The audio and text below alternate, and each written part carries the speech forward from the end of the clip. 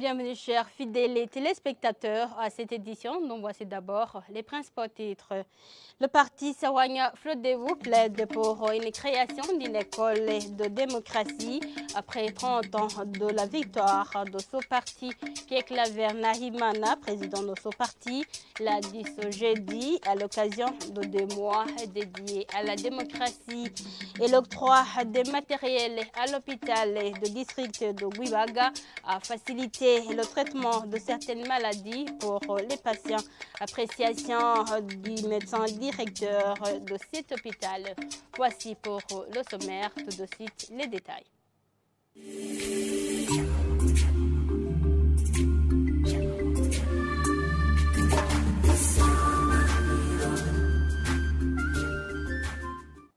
Commençons cette édition par page politique. Le parti Sawanya Frodebu apprécie le pas déjà franchi au Burundi dans le renforcement de la démocratie après 30 ans de la victoire de cette formation politique. À propos de Pierre Claver et Nahimana, président de ce parti, le parti a dédié le mois de juin et juillet à la démocratie. Selon lui, le multipartisme allant un des atouts de la démocratie. Suivez-le. Au niveau des principes démocratiques, effectivement, après 30 ans, nous constatons qu'il y a un pas qui a été franchi. Il y a eu des hauts et des bas, mais au niveau des hauts, on voit très bien que tout le pays, même les institutions, ils ont accepté le principe de la démocratie. Vous allez trouver que dans notre constitution, actuellement, il y a beaucoup de principes qui définissent la démocratie d'un pays. Ces principes se trouvent actuellement dans la Constitution. On va parler des élections démocratiques, on va parler des droits de l'homme, on va parler de la liberté de la presse, on va parler d'organisations de défense des droits de l'homme qui sont indépendantes et bien des choses qui parlent de la démocratie. Et tout cela doit être appliqué au Burundi. Et c'est ce que nous faisons.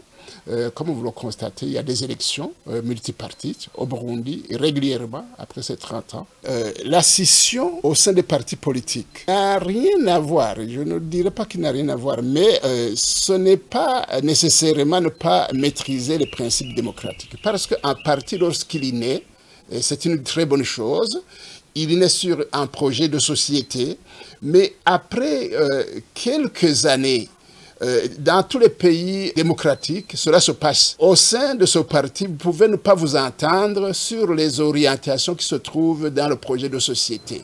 Ceux-ci disent, écoutez, non, au moment où nous sommes, il faut faire ceci, d'autres disent, il faut faire cela. Et ça provoque effectivement des scissions.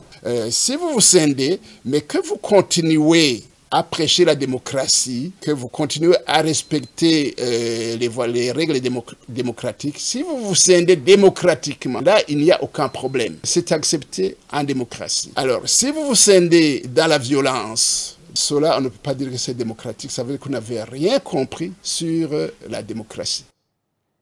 Sur ce, le parti Sawanya Frodebu plaide pour la création d'une école de démocratie après 30 ans de la victoire de ce parti. Propos de Pierre Claver Nahimana, président de cette formation.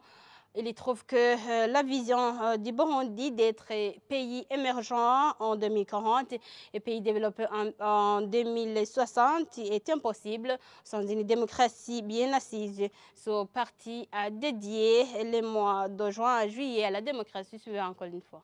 Ces 30 années d'exercice de la démocratie au Burundi, il y a des basiques à faire. Cette notion de l'école de la démocratie doit être comprise qu'il faut absolument mettre en place quelque chose, une organisation ou des mécanismes pour enseigner la démocratie au Burundi, pour que le peuple puisse s'approprier des principes démocratiques. Concrètement, il faut que les pouvoirs publics puissent enseigner la Constitution. la constitution que nous avons maintenant, par exemple. Même si certains peuvent dire, écoutez, ce n'est pas parfait la constitution que l'on a, mais quand même, il y a beaucoup de principes qui sont très bons pour la démocratie, qu'il faut vulgariser à la population. Et les lois aussi qui sont dérivées de la constitution. Il faut les enseigner à la population. Sinon, une population qui ne connaît pas ces lois, qui ne les intériorise pas, cette population ne va pas connaître ses droits démocratiques. Les dirigeants qui ne maîtrisent pas ces principes, écoutez, ils vont mal diriger, ce qui provoque des problèmes énormes dans le pays. C'est la situation dans laquelle nous sommes. Écoutez, dernièrement, quand on était dans le Forum de développement national, quand on parlait de Burundi émergent, 2040, 2060, pays développés, on est revenu sur ces notions de gouvernance politique démocratique. On nous a donné une cote au niveau du Burundi. Les experts ont dit au Burundi, au niveau démocratique, au niveau de la gouvernance politique, vous êtes en dessous de 40%. Je crois qu'on a avancé en chiffre de 20%. Donc, on est encore loin. On a déjà commencé, mais on est encore loin.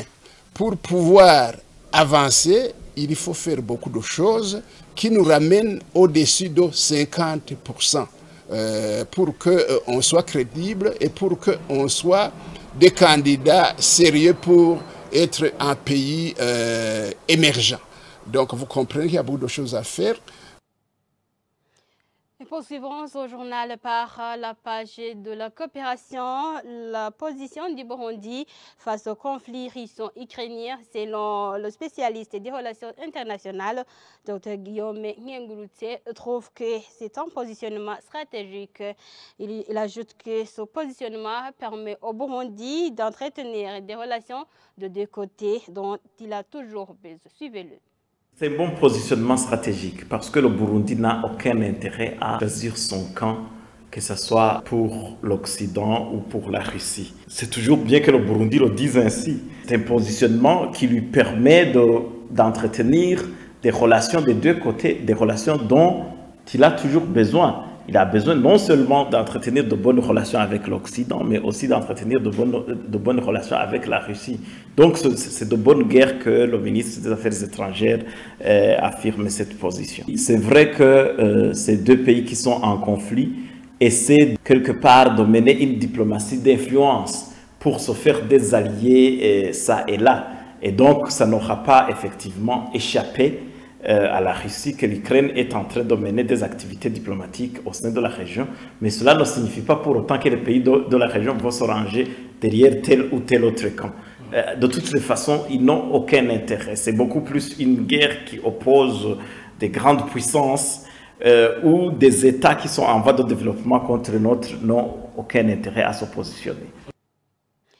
Page santé pour clôturer ce journal. Le médecin directeur de l'hôpital de district Gwibaga indique que ce district a bénéficié des matériels qui a facilité le traitement de certaines maladies pour les patients. Il permet de diminuer le coût par la prise en charge. Suivez-le.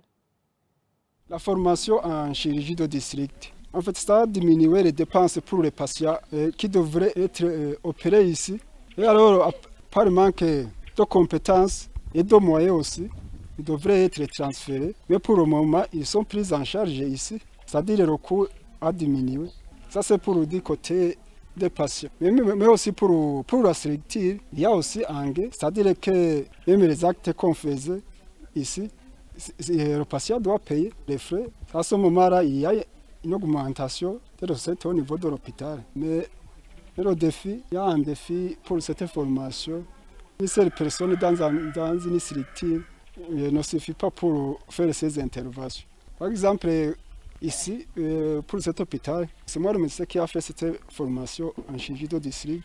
Si je ne suis pas ici, ces patients devraient être transférés. C'est pour cela qu'on demandait si nous pouvons avoir une autre équipe. Mais heureusement, il y a une autre équipe qui est allée faire un deuxième pour cette formation en chirurgie de district. Et voilà, chers téléspectateurs, c'est par ici que nous mettons en point final à cette édition. Merci de l'avoir suivi. Au revoir.